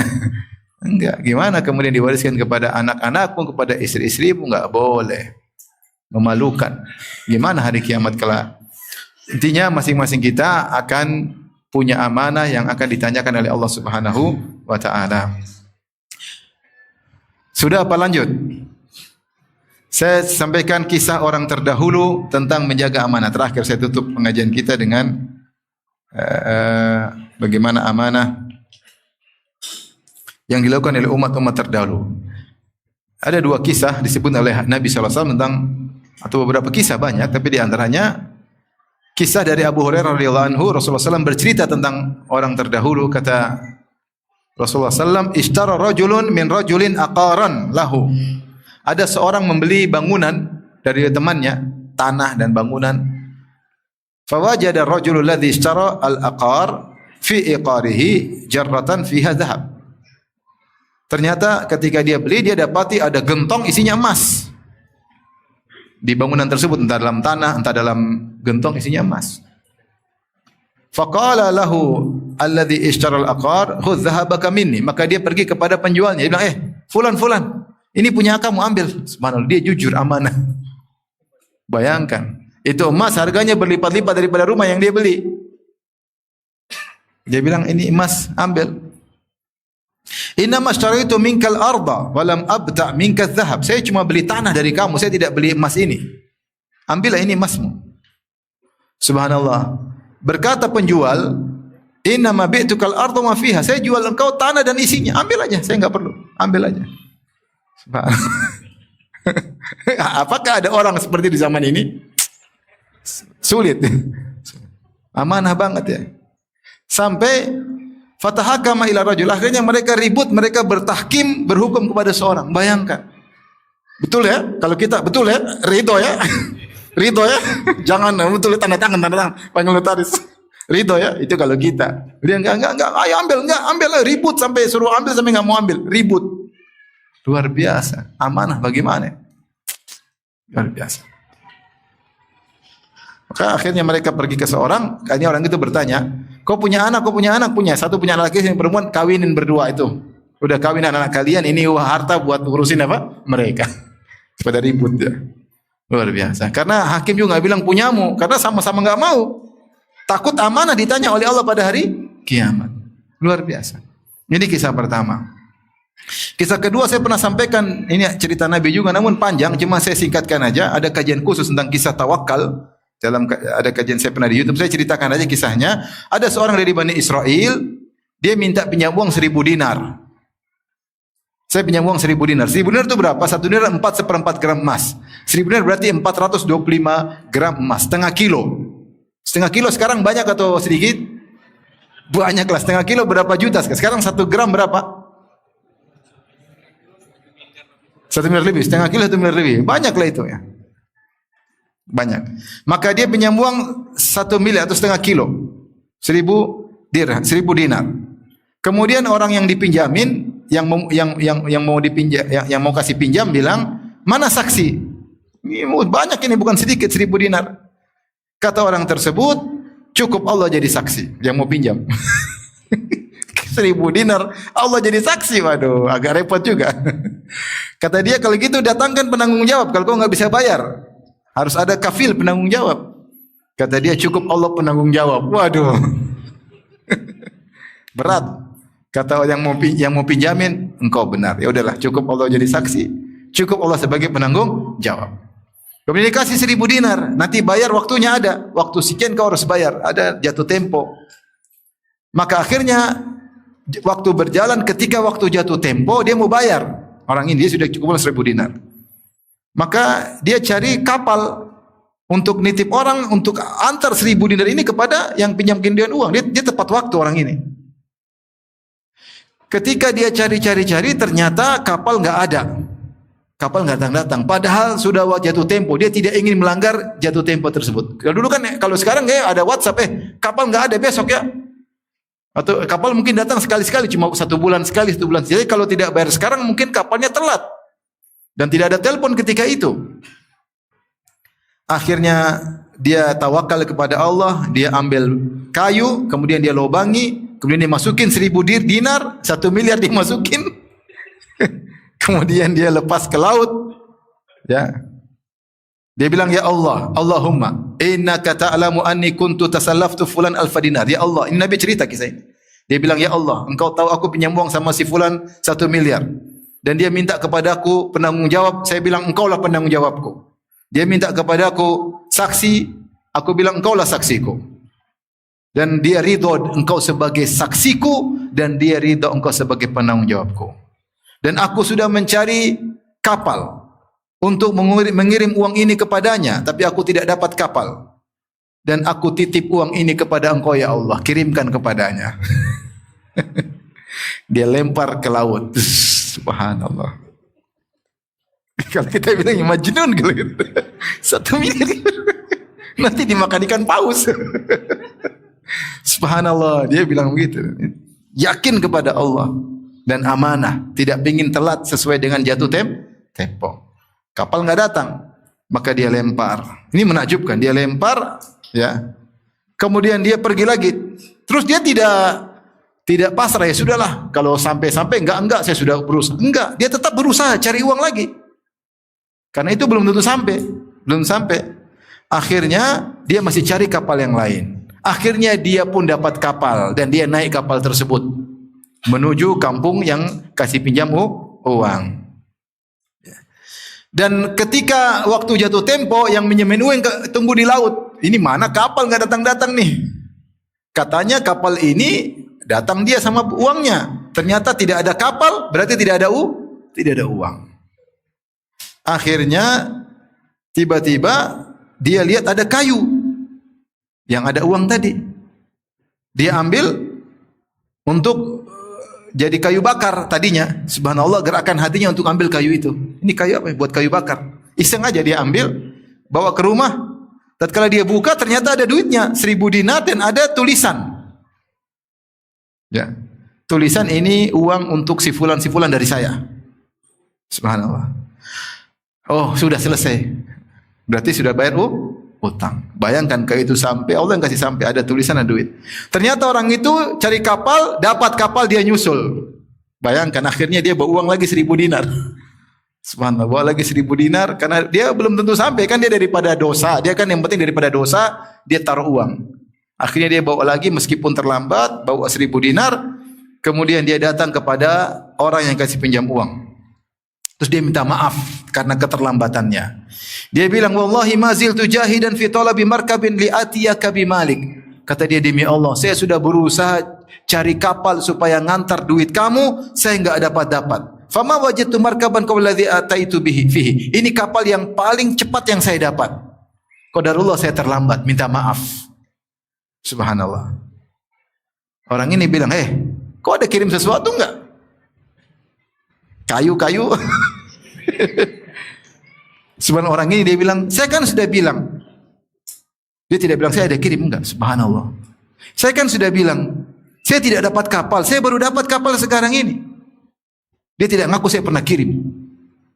Sebenarnya orang kalau kita, wali ya, ternyata sampai saya wali ternyata. Lihat orang ini luar biasa. Dia tidak cerita, dia tidak ngaku. Dia tidak bilang tidak. Dia langsung nimpali kan. Kau pernah kirim sesuatu enggak? Kan saya sudah bilang, demi Allah ini kapal tercepat yang saya dapatin. Makanya saya terlambat. Akhirnya orang ini juga amanah, dia ngaku. Dia bilang sudah cukup, Allah sudah bayarin kamu. Subhanallah. Allah kirim lewat kayu. Kemudian dia pulang. Subhanallah. Mana yang lebih amanah antara dua orang ini coba? Luar biasa. Mana yang lebih amanah kira-kira? Kalau pikiran kita dua orang gila dua-duanya. Kalau orang zaman sekarang ini orang gila. Subhanallah. Dua-duanya orang soleh. Yang satu dengan tawakalnya ngirim, dan dia tidak bilang, oh ya memang saya yang kirim. Ternyata Allah sampaikan ya, luar biasa. Kemudian bikin podcast, bikin apa? Dia nggak ada, dia nggak ngaku. Subhanallah. Dan orangnya juga jujur. Kalau dia nggak jujur, kasih lagi sini. Saya cuma bercanda tadi nanya-nanya, sini duit. 1 miliar bohong sekali, nggak apa-apa, tinggal bertobat sama Allah kata. Jadi ini kisah amanah luar biasa yang pernah terjadi. Rasulullah ceritakan ada manusia model begini, ada. Dan setiap yang kita lakukan Allah melihat dan mendengar apa yang kita lakukan. Tapi demikian saja yang saya sampaikan. Wallahu taala alam shawab.